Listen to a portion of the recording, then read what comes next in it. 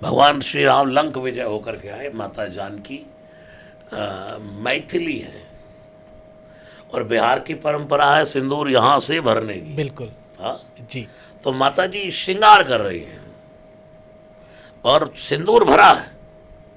और हनुमान जी ने देख लिया, मैया ये क्या हो रहा है। अम्मा ने कहा बेटा ये सुहागन स्त्रियां अपने पति की लंबी आयु के लिए, स्वस्थ आयु के लिए मांग में सिंदूर लगाती है। हनुमान जी ने कहा गए, सिंदूर लिया और पूरा अपने जय श्री राम छिड़क करके पूरा लाल होकर, लाल देह लाली लस है, और आ गए। भगवान श्री राम ने कहा हनुमान ये क्या है भाई, ये क्या नाटक है। बोले माता जी ने इतना चुटकी भर सिंदूर मांग में भरा और उन्होंने कहा कि आप स्वस्थ रहेंगे, मस्त रहेंगे, निरोग रहेंगे, तो मैंने पूरा भर लिया। तो श्री राम ने कहा भाई वो तो स्त्रियां अपने पति के लिए भरती हैं। हनुमान जी ने कहा आप भी तो मेरे पति हैं।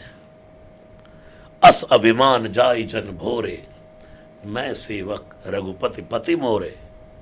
आप मेरे पति हैं, पति नहीं जगत के पति हैं आप। जगत भरता है आप, जगत करता है आप। भरता एक भरतार भी कहते पति को। जी। कौन है परमात्मा? जगत भरता। आप हम तो किसी एक स्त्री के पति हैं, लेकिन आप तो जगत पति हैं।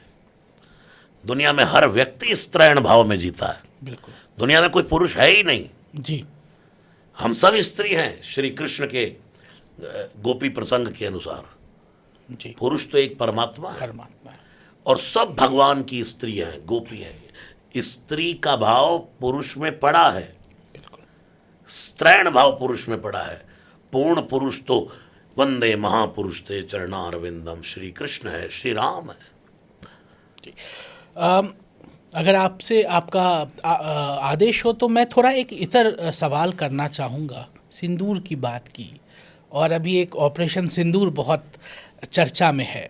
अब मैं जानना चाहूँगा ये जो देशभक्ति का जो एक कॉन्सेप्ट है, एक जो हम देशभक्ति की बात करते हैं, क्या हनुमान जी के देशभक्ति के बारे में भी कुछ विचार थे? हालांकि हो सकता है कि देश का कॉन्सेप्ट अभी और उस समय कुछ अलग हो। सबसे पहली शहीदी पाई जटायु ने। जी। रामचरितमानस का पहला शहीद जटायु है। सब सैनिक हैं रामचरितमानस की। हनुमान जी तो मिलिट्री के ही बंदे हैं। जी। वो कौन है? वानराणाम धीशम कपी ईशम, बंदरों के ईशम भगवान। कपीश ईशस्य सा कपीश, जो कपियों का ईश है वो कपीश है। पहले कपीश था सुग्रीव, और भगवान हनुमान जी सुग्रीव के यहाँ पर नौकरी करते थे, उसके छोटे मोटे गण के रूप में। लेकिन सुग्रीव ने कहा अरे भाई मैं बंदरों का ईश नहीं हूँ हनुमान, ये पद तो तुम्हारे पास होना चाहिए। तो हनुमान जी को सुग्रीव ने बना दिया जय कपीश। अब भगवान श्री राम भारत के हैं और वो साम्राज्य रावण का लंका है, तो देश की सीमाओं के पार की लड़ाई हो गई। जी। एक फोर्स भगवान ने तैयार की, 4 टुकड़ी बनाई। जी। उसमें एक में अंगद को नायक बनाया, हनुमान जी को नायक बनाया, जो चौथी टुकड़ी दल की भेजी श्री सीता जी की खोज के लिए। तो फिर ये देश का कार्य नहीं है तो क्या है? अभी संसद में ऑपरेशन सिंदूर पे बहुत बहस चली, और जब ये ऑपरेशन सिंदूर की बात हुई तो कुछ सांसदों ने कहा कि इस ऑपरेशन सिंदूर का नाम सिंदूर से ताकि तंदूर कर दो। आप क्या कहना चाहेंगे ऐसे लोगों से, और क्या प्रभु इस संदर्भ में भी कुछ कहते हैं? जब घर में भाई भाई की लड़ाई हो और कोई बाहर वाला अटैक करे तो भाई भाई को एक हो जाना चाहिए।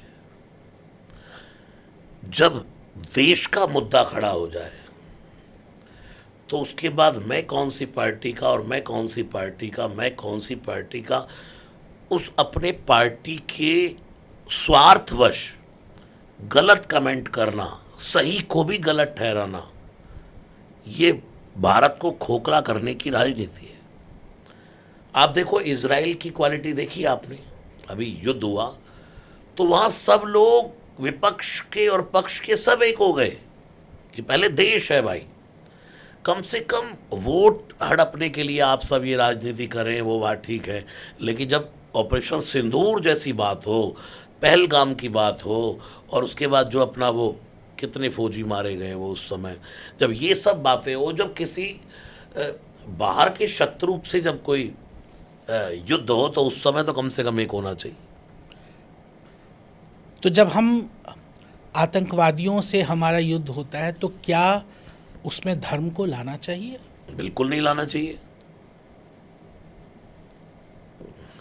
तो एक राष्ट्र का अपनी रक्षा के लिए क्या कर्तव्य होना चाहिए, उसके युवाओं का, उसके उस राष्ट्र के लोगों का क्या कर्तव्य होना चाहिए, और हनुमान जी से किस तरह पर प्रेरणा मिलेगी राष्ट्र धर्म के लिए? देखिए, सबसे पहले कहते हैं राष्ट्र देवो भव, हमारे यहाँ नारा है राष्ट्र देवो भव।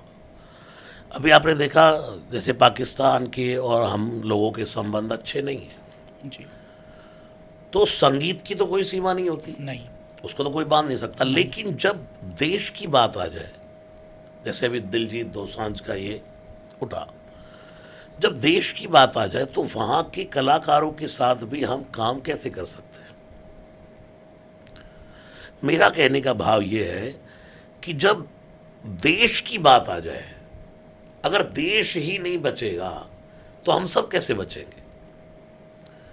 जी। और दूसरा आपने क्या पूछा अभी कि युवाओं का क्या युवाओं कर्तव्य का क्या कर्तव्य है? हम लोगों का कर्तव्य यही है, जब देश की बात आए तो अपने वोटिंग मत का अधिकार बहुत अच्छा करना चाहिए। युवा का सबसे पहला फर्ज है कि अपने वोट का उपयोग अच्छे से करें। वोटिंग राइट हमारे पास है तो अच्छी सरकार हमारे पास हो। दूसरा, समाज में शिक्षा, उसके लिए कार्य करें।